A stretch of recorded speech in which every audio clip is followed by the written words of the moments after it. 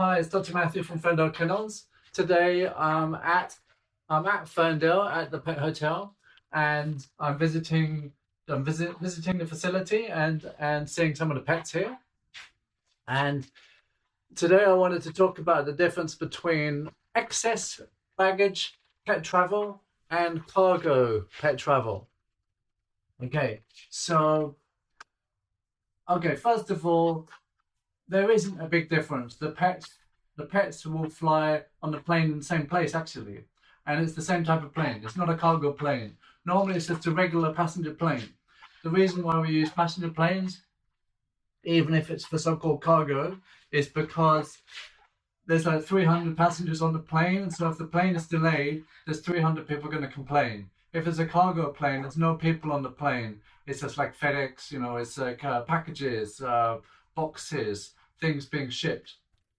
If the plane is delayed by 2 hours or 10 hours, sure, some company may complain, but it's not so time sensitive.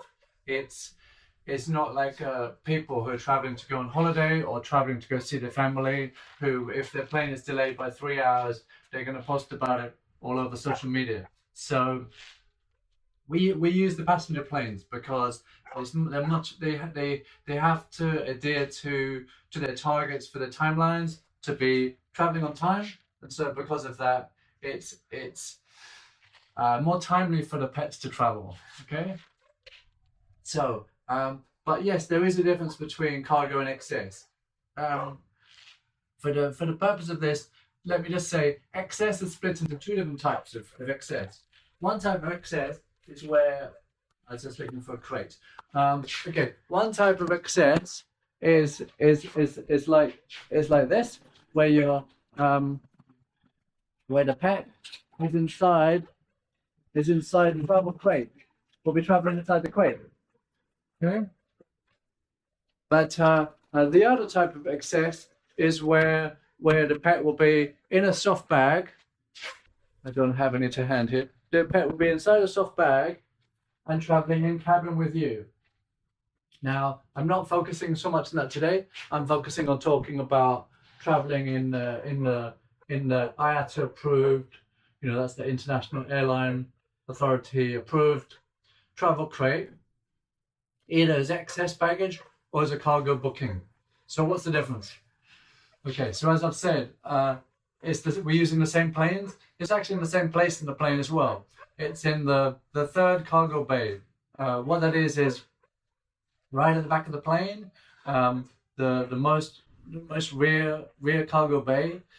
There's a bay which is not where your suitcases go. It's not where your bags are going to go. This is where only pets go, and also they have some other maybe high value items such as maybe an artwork, or perhaps something like someone's body who's sadly being flown home because they passed away, or ashes, something like this. So um, this is where pets go. It's mostly only pets in that area, and they don't have any, like, dangerous goods close to them. They don't have anything like bags close to them. It's only pets, and the dogs will be in one area and the cats will be in another area. They're not like immediately adjacent to each other because like predator and prey animals are not meant to be quite next to each other to cause anxiety and fear for the pets. Okay. The advantage of this cargo bay is this is the one which is loaded last, and this is the one which is unloaded first. So it's for sure that the pets are not going to spend too long on the plane, like waiting to take off or having arrived. So that's great news for pets. There's also like a warning system signal where the captain actually knows if the captain's been informed that there's pets on the plane, and he needs to check, is the air conditioning working? Are the lights working? Is everything working? And so when he runs through, before he takes off, when he runs through all of the different checks, he's checking, is everything okay? Because we do find in one in a few hundred shipments that we get told, oh, the captain said we can't take pets on this plane because we've discovered there's some problem with the signal light for this cargo hold, so it's not acceptable. Perhaps it's less than one in every few hundred, maybe it's one in 1,000. So then we have to go there and take the pets back. Yeah. So what else can I tell you about the difference between cargo and excess? So I've told you what's common about them. What's the same? So yes, they're in the same travel crate. They're flying on the same plane and they're flying in the same place. But what's different? Okay, the different thing is that is the method of how they're checked in.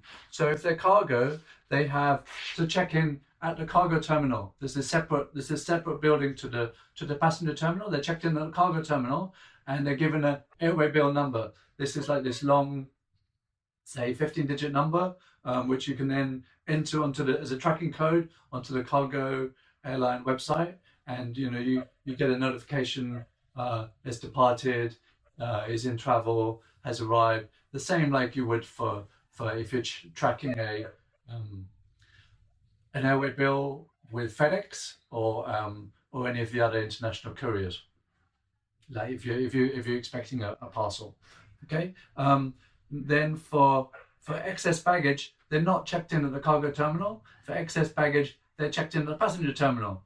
So excess baggage is the same as if you're just flying on holiday. You're taking some say you've got too many things. These don't make any sense because these are soft. But if you're taking some skis, 10 cardboard boxes, you're taking a flat screen TV. If you're moving and you're flying all of these things, okay, this dog wants to come in here. 1 second. Hello. Okay. Hello. Okay. Yes. All right. Okay. Hi. Okay. Yeah. Excess baggage, passenger terminal, and then at the passenger terminal, there's a special desk in the check-in aisle. There's a special desk which is marked as for oversized baggage. So this is where you meant to go with these things, because if you're going to the normal check-in area, you're just meant to be taking a couple of suitcases, something like that. If you turn up, you've got 10 suitcases, or you turn up and you've got a dog and a travel crate, then you need to use the oversized baggage counter. Right now, pretty much the rules are the same for the cargo and the excess baggage. There's the same rules as in the IATA rules applying to the crate. Like the pet's got to be able to stand up, turn around, lie down, all comfortably. The crate can't have like holes in the base of it. It's meant to be a watertight base. The crate has to have a certain amount of ventilation. The crate has to have a certain width of metal bars and certain minimum and maximum gaps between the wire on the door. So there's all these different rules. These apply to whichever way you fly. There's no difference, and and whether or not you can take toys or all these different things. The rules that apply to airlines are not different for excess baggage or cargo. The different thing is where you check in. The timing of checking in might be different as well, because for excess baggage, you're normally checking in 2 or 3 hours before you fly.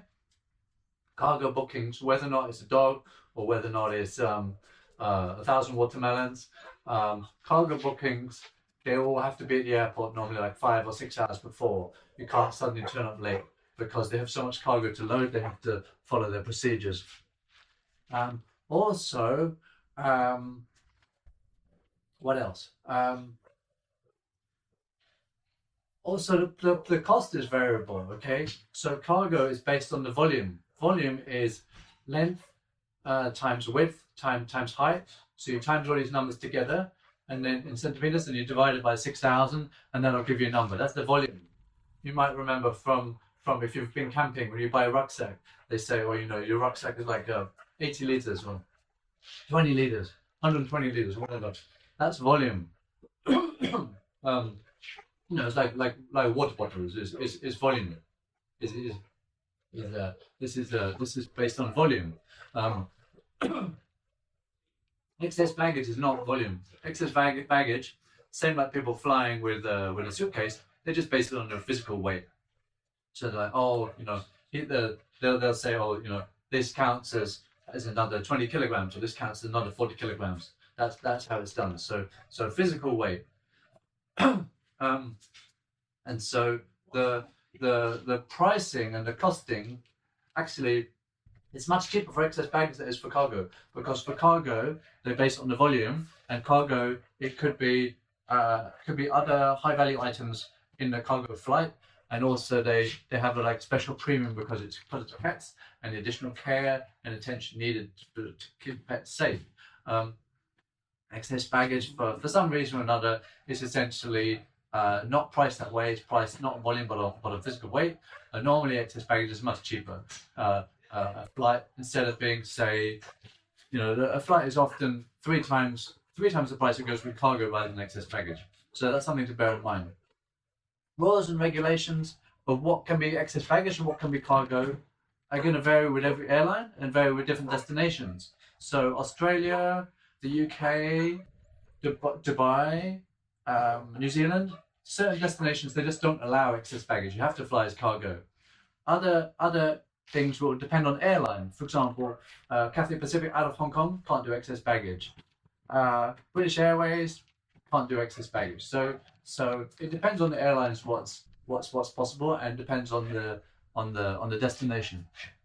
So to get more nitty-gritty details, obviously we recommend speak to a pet travel company. We're a pet travel company. We've been doing this since 1994, so we're pretty experienced and can advise, because we've flown thousands of pets, you know, just in the last couple of years. And so you can imagine we've flown, like, you know, over 30,000 pets in the last 30 years. There are other details about excess baggage and cargo, and for more information, please send us an email, or drop a comment below, or message us on Facebook or Instagram. So we'd love to be able to answer more questions on the difference between excess baggage or cargo, and also if there's anything else we can do to help provide useful content to help you enable you to make your move for your pets overseas in a safe, secure, and trusted way, then please give us a call, or please send us a message. Thanks, then. Have a great day. Bye for now.